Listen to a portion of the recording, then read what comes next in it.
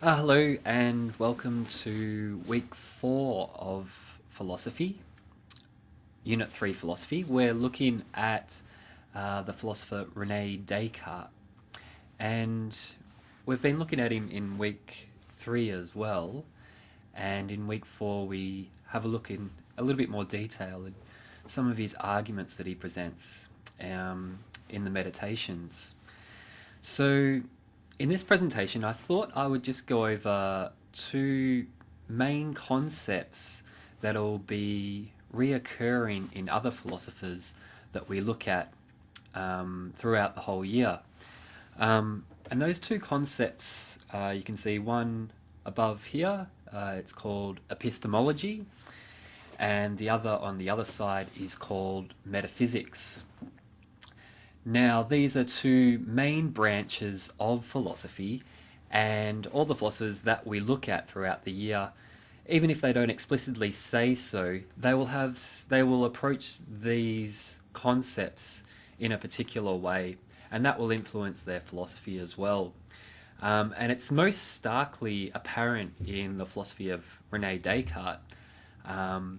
His metaphysics and his epistemology, and as you look at it in more detail, you can see how one will influence the other.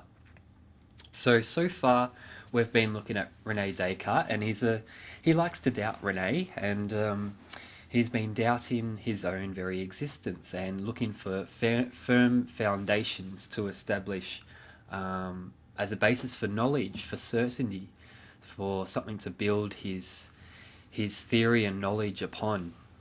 So he begins by doubting, and he begins by doubting his senses and imagining a malicious evil deceiver that's possible of doubting his senses. And as you're probably all aware, he comes across this pivotal moment where he comes across an argument where he cannot doubt his own thinking, because doubting is a form of thinking. So he cannot doubt that he's a thinking person, because doubting is a form of thinking. And this he holds as a certainty. For whenever he's doubting his own existence, whenever he's doing that, then it follows that he is thinking. And so he must be existing if he is thinking. So that's his pivotal moment.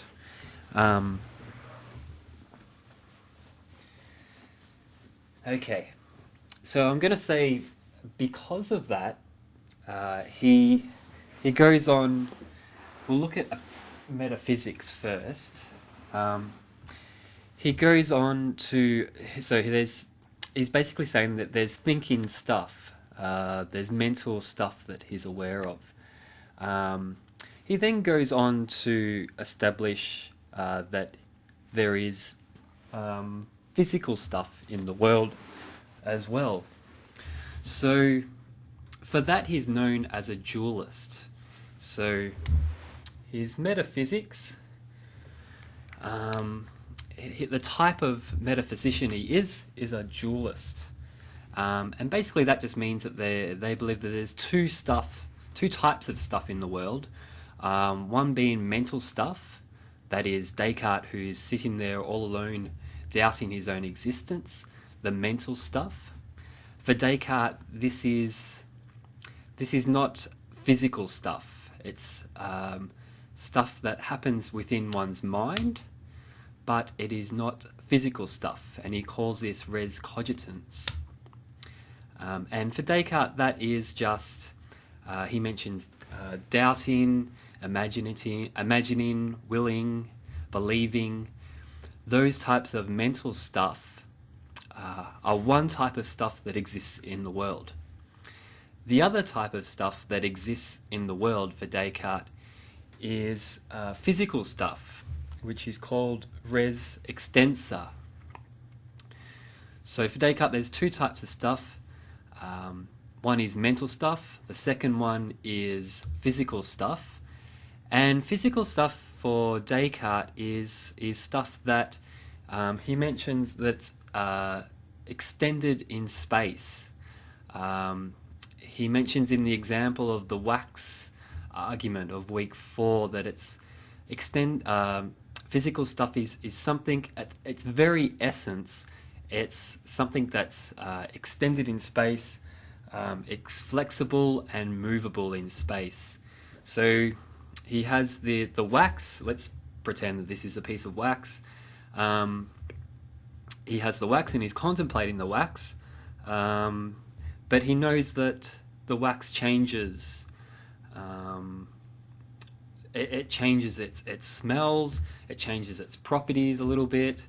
But what is it that's knowing this for Descartes? What is it that's recognizing that it's the same piece of wax?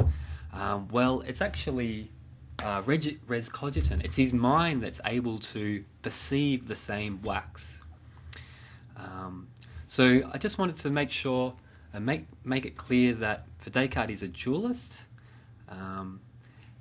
and for dualists they believe there's physical stuff, but also there's mental stuff in the world. Okay, so this ties in closely with epistemology for Descartes. Descartes would be known as a rationalist, and for rationalists, they are going to start their basis of knowledge in thinking, in reasoning. A rationalist is going to base their basis of knowledge in thinking and reasoning. And you can contrast this to someone who's an empiricist, who will base their knowledge on observations of the world, on the 5 senses.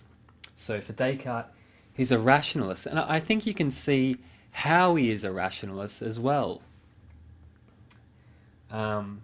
In week 4, we look at the argument about the mind being a better knower of the senses, and this ties into the stuff we were looking at before here, with res extensia and res cogitum and the wax argument.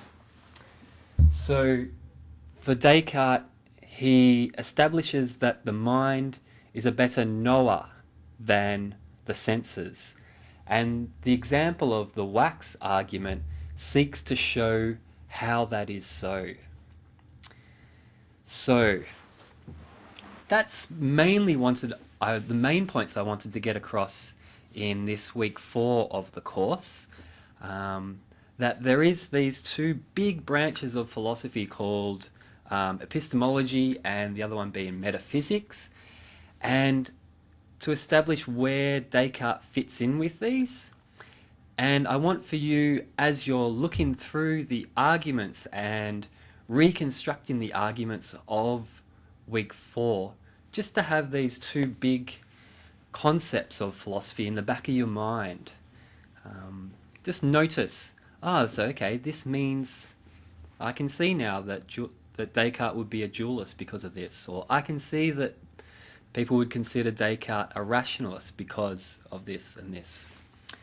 So that was the main thing I wanted to go over. Next week I'm pretty excited, as the other philosophy teacher Arthur is, about the philosophy seminar, which will occur next Thursday. That will go ahead, so pretty excited about that. We'll have some activities and discussions throughout that day.